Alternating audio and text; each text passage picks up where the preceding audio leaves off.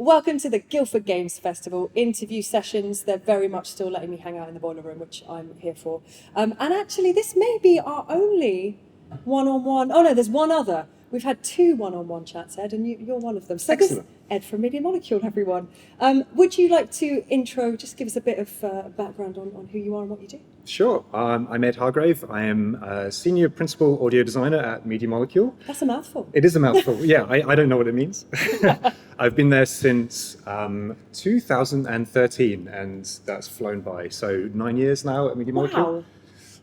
Gosh, Yes, yeah. I was there from Tearaway, the first Vita game, and I worked on Tearaway Unfolded, and I've been working on Dreams since then. Fantastic.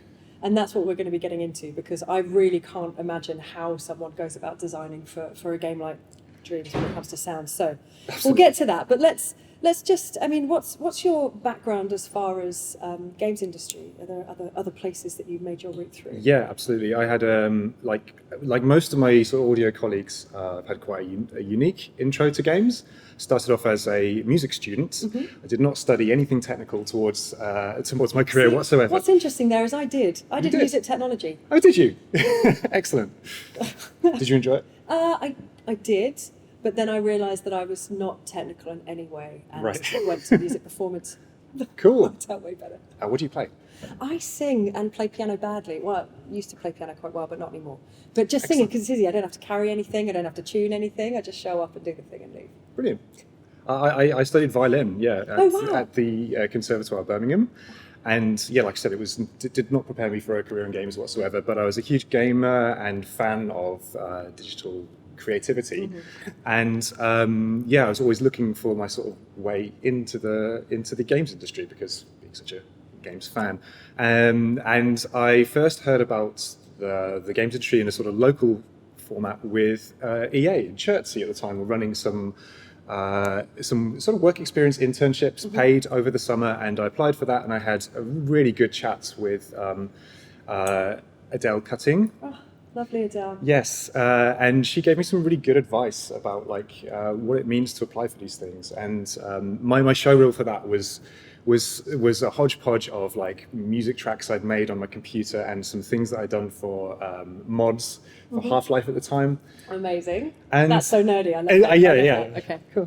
And that was my very first chat with anybody about the games industry. And from that point on, I just started applying to everywhere whilst I was studying music. And finally, I got an interview at Blitz Games in Leamington Spa.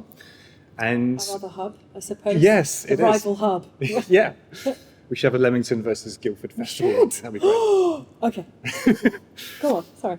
And the first job that I was lucky enough to land was after speaking to loads of different studios.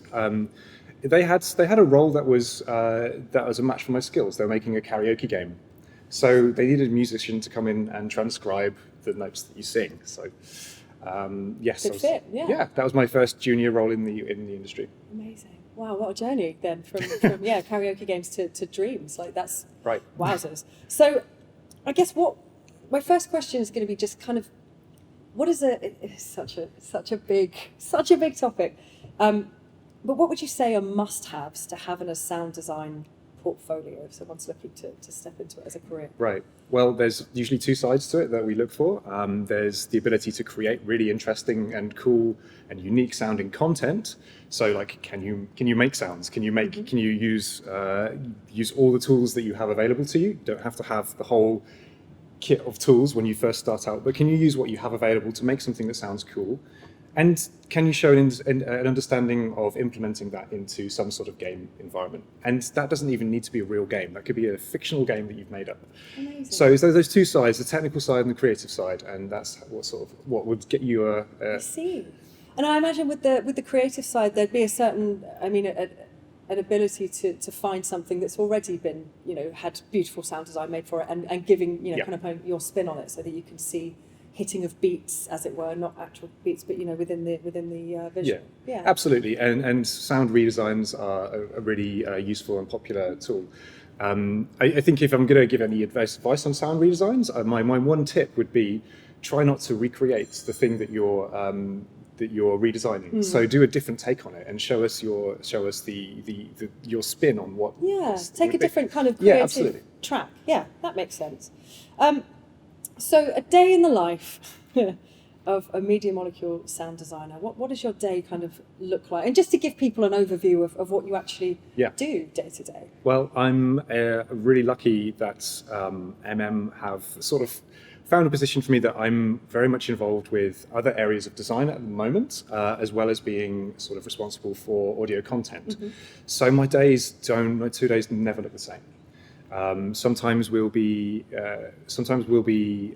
updating or adding to our sound libraries. Sometimes we'll be actually making sound and music for content that might be being released. Sometimes we're purely in an R&D stage, or we're looking at future projects, maybe going back to doing some concept work. It really changes, and like in particular at the moment with Dreams has so many opportunities for all the different areas that an audio designer can get involved with. Yeah, I can imagine. I can imagine. And then that's it, you know, the breadth of content that you guys are dealing with essentially when it comes to the game and elsewhere is staggering. Absolutely staggering. And that's not even to touch on the tool side of things, where we actually try to maintain and improve and tutorialize the things that we've made to sort of enable other people to do the same sort of things that we do. Yeah. Sort of fundamental to and particularly Dreams, which is like, we don't want to cheat. We want to use exactly the same tools that we give to the players of Dreams. So like we want to be making sure that our processes and their processes are all sort of aligned. That is so cool. I didn't realise that. That's really, really cool. Yeah. I love that, because you're immediately saying you could do this, right? Like with just just by being there. That's the goal. Yeah, sure. Oh, I love that. So you mentioned kind of working with design, but are there any other particular teams that a sound designer would have to collaborate with, kind of one-on-one? Great project. Great. Excuse me. Great question. We try to get ourselves involved with everybody. I think sound design is one of these disciplines that traditionally bulk of our work when it in a normal project comes towards the end of it, of when everything has found its flow and ends, like the games are coming together, and that's when we really go into hardcore mode and produce everything. But you do need to be informed by literally everyone else's decisions, whether that's a UI designer, whether that's the story developers, whether that's the concept artists. You want to speak to them and let their work influence you, and make sure that you're aligned on a sort of project basis. That makes sense. And I guess, ultimately game design super collaborative. We're all looking to kind of feed off each other at a certain extent all of the time. So along those lines, and what you're saying about how a lot of the audio work tends to come at the end of the project once everything's starting to kind of form and you can really get in there and add to it.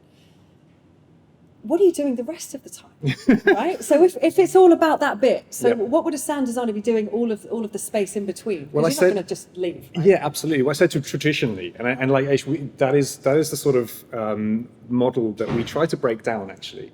And you'll hear sound designers talk about this all the time. Involve the audio designers as early as possible, and you'll hear the same from many disciplines. Involve the narrative designers as early as possible.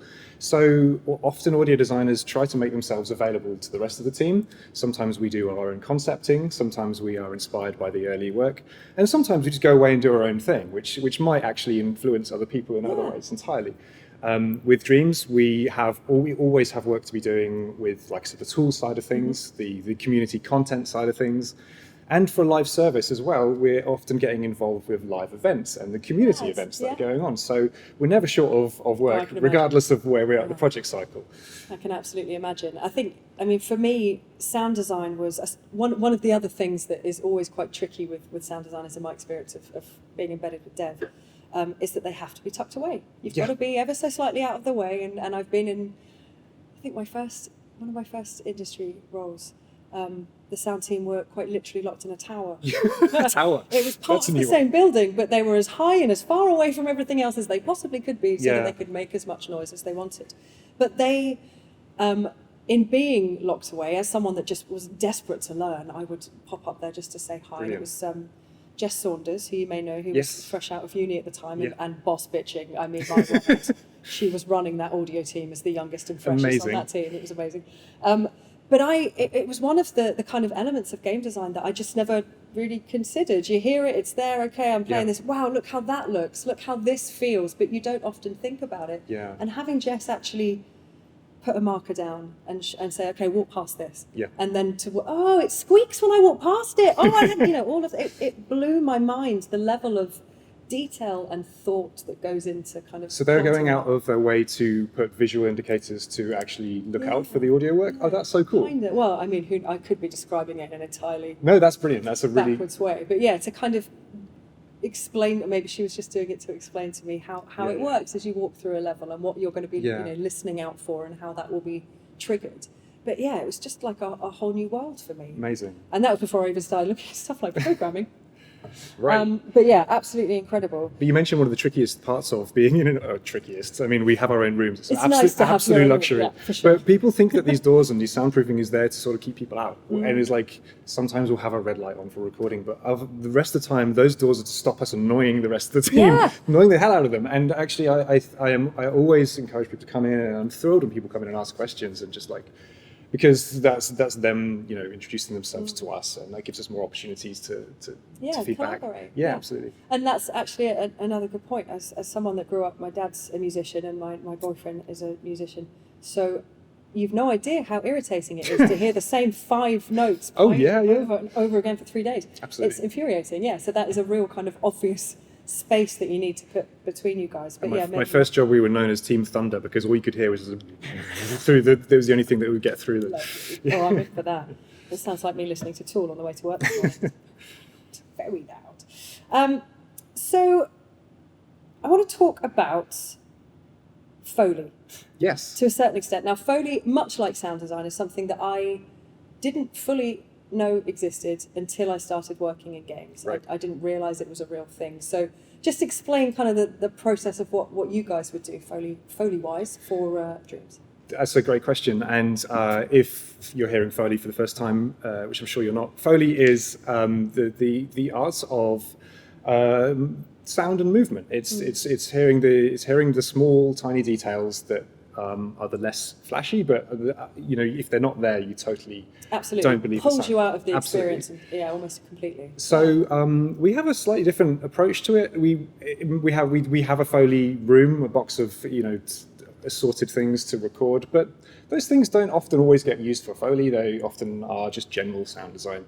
And with Dreams, we aren't making what I would say the most cinematic type of game content. We're making a very broad set of tools. So Foley in our game is actually a relatively small but expanding library of sounds that can be used in multiple ways. And the thing with Foley is that it's usually incredibly bespoke. And this is why you have Foley artists. They're going to want to do a completely new take for almost every time something is recorded and captured to film or mocap. We don't really do that with Dreams because we don't have the resources to give everybody every single permutation of every Foley sound, because again, the artistry of Foley is like taking a particular type of boot and putting in a particular granularity of sound. So what we try to do is identify the most core useful sounds, and then we give people tools to sort of modify those as they need to. I see. So Dreams is actually based on sort of granular tech. So that gives us the ability to split a recording into lots of little tiny bits, and that gives us the ability to sort of reshape sound at a microscopic level. So with that tool, we're able to let people take these sort of stock recordings, these very generally useful things, and tweak them in lots of different ways to match their thing, to match their work. Awesome. And what's in that kind of base library that you offer? Just you don't have to give me everything. Yeah. I don't need a full itinerary. Just Well, actually, our base library it is very basic, and is one of the areas that I am desperate to add more to. So we have sliding or objects. We have things for physics. We have lots of footsteps and jumps and lands. Those sort of things are the sort of backbone of Foley usually. But in terms of all the stuff that a Foley artist would be doing normally, like cloth rubs and stuff, we don't have a lot of that, because listening to that content on its own, it's like, I don't understand how that would be wouldn't useful. necessarily make sense. Yeah, but we do allow people to import their own recordings into Dreams. So Foley is one of those excellent areas of sound design that we encourage people to go and record yourself and get it into the games to make your game sound more unique and more detailed. And some of my favorite community creations have done exactly that. They've gone and recorded, even if it's just with your phone. Yeah. and done your own Foley recordings and replaced the stock stuff in our library. Yeah, it must be really, really awesome to kind of hear that happening. Absolutely, when people put it forward. Yeah, that's really cool. And I mean, would you give any tips? I mean, the thing about Foley that became apparent to me when I did learn about it. I'm very intellectual. When I finally learned what Foley was. Is that it's not, okay, so I need something that sounds like a boot on gravel. It's not necessarily going to be a boot on gravel, right? So what tips would you give to someone who's making their own game and wants to replace those sounds? I mean, Foley artistry is a career path in itself. It's something that a lot of people take for granted, but the Foley artists are just full of so many little bits of secret knowledge. And, you could ask any of them, to detail some of their favourites. I bet they'd be really weird as well. Yeah, they're so really weird. For example, back massages with vibrating sort of balls can be so useful to make electricity sounds. If you put them on like a hollow piece of metal or some layers of metal, the sort of very fast vibrating is a really good way to get sort of otherworldly types of sound, and things that you just wouldn't necessarily relate to the literal approach, if you know what I mean. Kind of take it beyond. Think about what you want to make it sound like, and then go way further than that and play around with stuff. And always be listening out for these things, because you find weird noises everywhere in life, and you just sort of put them in a little mental catalogue and come back to record that thing at a future date. Which is very good advice, I'd say, to keep hold of stuff. Yeah, totally. So when we're talking about dreams, have you created anything in particular in game that you've added your own kind of sound or music to? I've created quite a lot in dreams. I'm a huge fan of the game, and I spend too much of my spare time making things in dreams. I don't think that's a thing I know. If you work in games, never mind working for Media Molecule, it's not a thing to play. There's no such thing as too much time. You're fine. But yeah, I really enjoy making all sorts of weird and wonderful things in dreams. Some of my favourite things are the more abstract. I really enjoy lots of interactive music pieces, and specifically Foley. It doesn't need to be. No. It can just be you and a guitar. Well, yeah. Recently, I was lucky enough to sort of lead a new project that we have released called Mega Penguin. I have heard of the Mega and seen the Mega Penguin. Mega Penguin. Yes. I was going to do a whole talk about it if I could convince you guys to do it. Alas, we didn't have enough time. Oh, I'd be your guy. So Mega Penguin was a game jam that we did at E3 a couple of years ago, and we recently released it as a sort of community collab project where we let people come and finish the story. The voice of Mega Penguin was a fun thing to do, so and normally I really shy away from doing any vocals, but that was a really fun project to learn about, what does a penguin's vocal cords sort of look like, and how could a human... I know. Yeah, they've got really weird vocal cords, right? They make multiple sounds at once. Absolutely, yeah. They're not the equivalent of the larynx is higher up, so you get lower down, so it actually has two tubes feeding into it, so they can do that doubling pitch. Oh, I can hear them. It's wonderful. I can hear the penguins. I can hear them. Yeah. And I'm losing my mind. Great news, everyone. So outside of games and penguins, yes, where do you find your inspiration? Not necessarily for work, for sound design as a whole, music as a whole. What you enjoy doing. Yeah, I have to say cinema. You always go to these movies. I love seeing movies without seeing the trailers, so I have no idea what to expect. And I think my sound design sort of approach and technique has been influenced by definitely certain key movies over the years. Hit me, what are they? I'm interested. Okay, I'll give a really embarrassing one. Okay. So back when Michael Bay did Transformers, there's a lot of time in that movie to think, because it's. Yeah.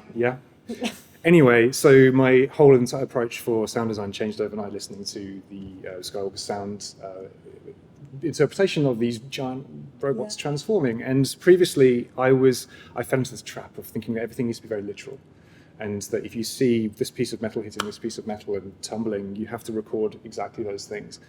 And I think that film, like I said, a lot of time to think whilst you're hearing and seeing this big pit of sugary cinema.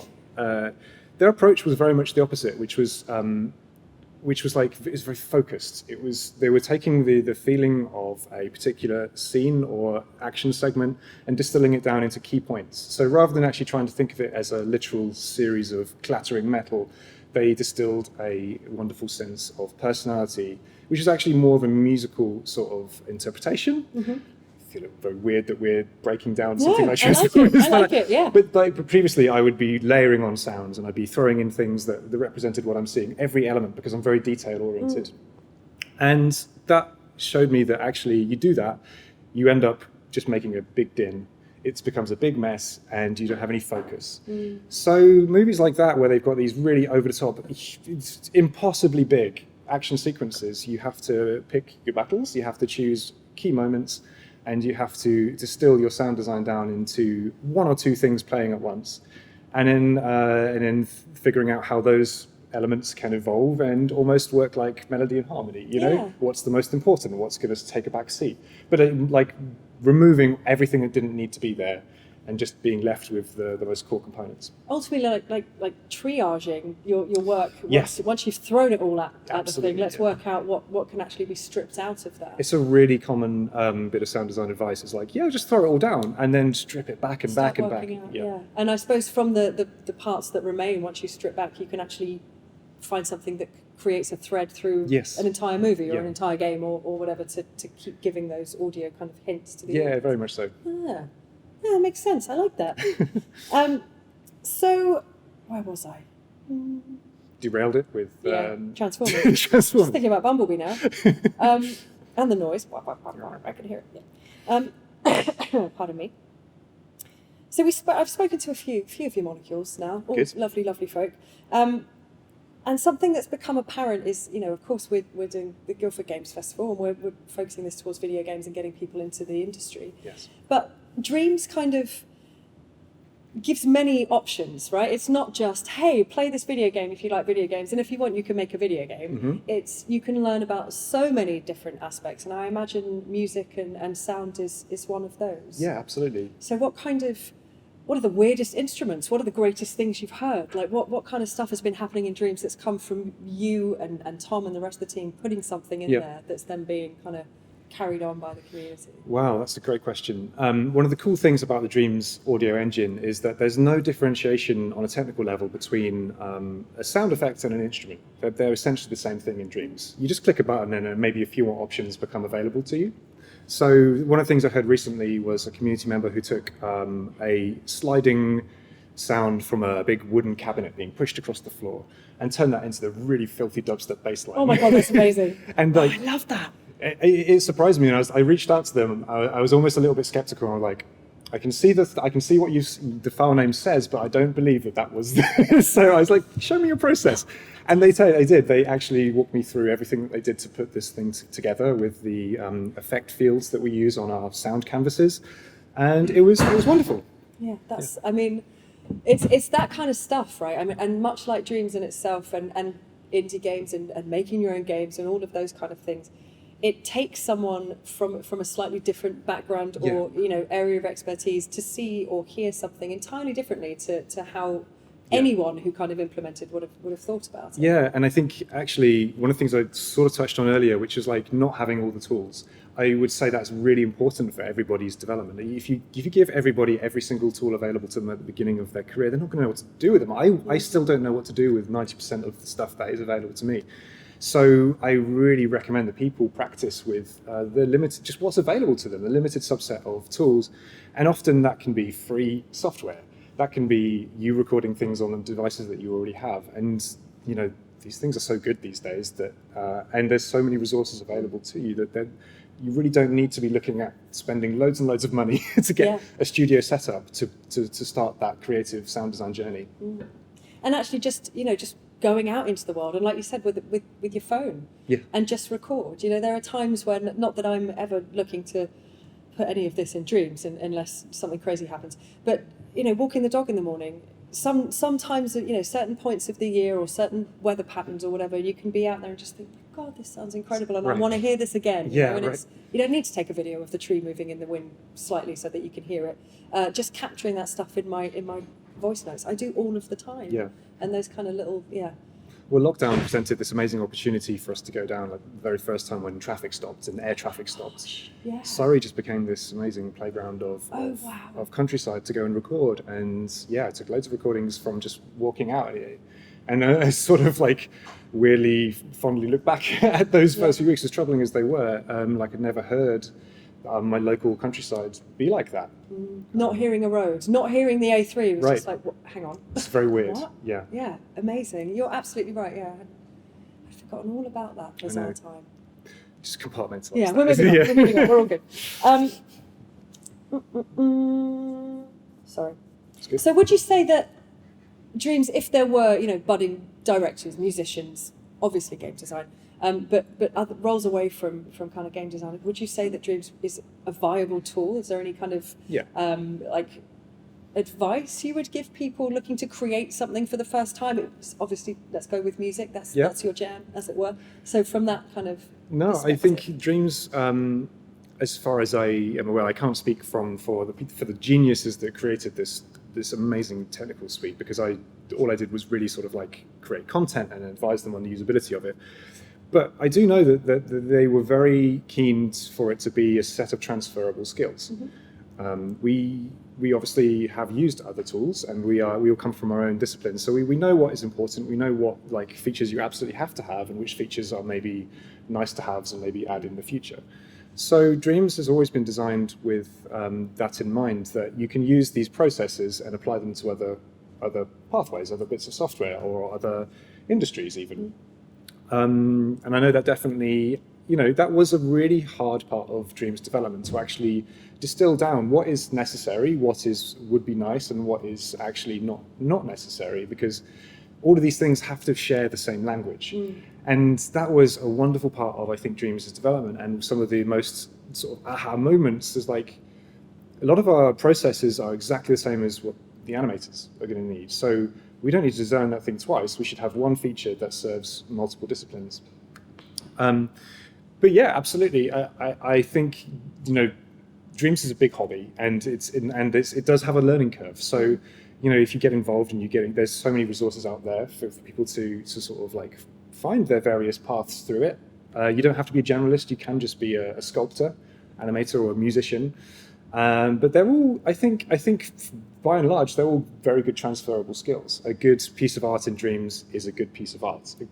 A good piece of music in Roblox is still a good piece of music. Absolutely, yeah. And I think along those lines, there must be so many video games from our past where we can immediately go, oh, do you remember that theme tune? That was brilliant. Do you remember this level when you used to play this thing? I put like Sonic Green Hill Zone music over a video of dogs running the other day. So funky. I found myself just listening to Sonic for the rest of the day. Like, this is great. These tunes are wicked. That's what I was saying about, like, actually limited scope can really help these things. Like, they were limited by not by choice, but by the tech at the time. And the FM synthesis sound is just like so iconic. It really is. It's joyful. It really is. Yeah. Maybe we've got great kind of connections to it through all of our video game playing as kids, but yeah, utterly joyful. Yeah. And even now, when I hear recreations, there's not as much joy. Right. You can kind of tell that it's a distilled. Okay, I don't know if this is a really big and mean question, but do you have a favourite tool within Dreams that you just could not be without? Oh wow, favourite tool. This is there's sort of like visually exciting tools and visually amazing ones. Like there's a way to soft blend shapes together, and you just put a sphere here and a square here and merge them together, and it just looks magic. Yeah, I never get bored of watching that happen. But my favorite tool is probably something as simple as a keyframe, and that's, like I was saying, it's a tool for animators, it's a tool for logic designers. It's just simply a little node that holds stored values, and that little tool basically is the sort of backbone of everything. It's like the cell of the body almost. For that makes sense. Oh, I love that. Yeah, well, we can't be without those, frankly. No, sorry, it's like boring answer, but like I get excited about it. But this is what it's all about. Storing values. There's so much with video games, and I'm sure every industry has a similar thing, but there's so much depth to what we do, and you really would have the ability within video games to push it in the direction that you want to take it in, and specialize if you want to specialize, generalize if you want to generalize. And we have this huge kind of scope of incredibly supportive, creative individuals that are always looking for the next cool thing. What's the next cool hook? What are we going to do next? Right. So yeah, I don't think there's such a thing as a stock answer. It doesn't exist. And I guess we'll just do, although we have spoken about dreams as a tool, if there are any kind of budding musicians out there, budding sound designers that want to get into a game space, what resources or advice would you offer them? Another great question. I think that I would tell people not to worry too much about the specific DAW, digital audio workstation, for people to sort of get involved with. If they find a piece of software that works for them, great, carry on with it until a point where you start learning about the wider industry. And again, most of these skills are very transferable. So if you find a free workstation that you can use, go ahead and become the master of it. I am fond of Reaper. It's very cheap. It does all the things that I used to really enjoy Sony Vegas doing, and that's my go-to workstation. It's really accessible. It's never been easier to get into it, and there's so many tutorials. And then the next stage from that, once you're making your content, we talked about these two sides. There's the content and there's the implementation. The next things to look at are audio middleware, which are pieces of software that allow audio designers to sort of gather their content and hand it over to the programmers to implement. So the two main ones are Fmod and Wise, and they are industry standards. I've had most experience recently with Wise. Previously, used Fmod. Either are really good things to learn. And with Wise in particular, I really do advise that one because it allows you to set up virtual game environments without needing there to be a game. So you can almost make a game without having a game as an audio. That's cool. Yeah. So you're clicking little buttons like, this is what happens when the player shoots their gun. This is what happens when they go inside. This is what happens when X, Y, Z, Yeah. Very cool. Ed, thank you so much for taking the time to talk to us. You're most welcome. Really appreciate it. Oh, thanks for having me. It's been great. It's interesting stuff. And we'll make sure that any links and stuff, we'll let people know. Great. We'll post them. Cool. Oh, and say hi to Tom. I hope he's feeling better. Yeah, I will do. Thank you very much. Cheers.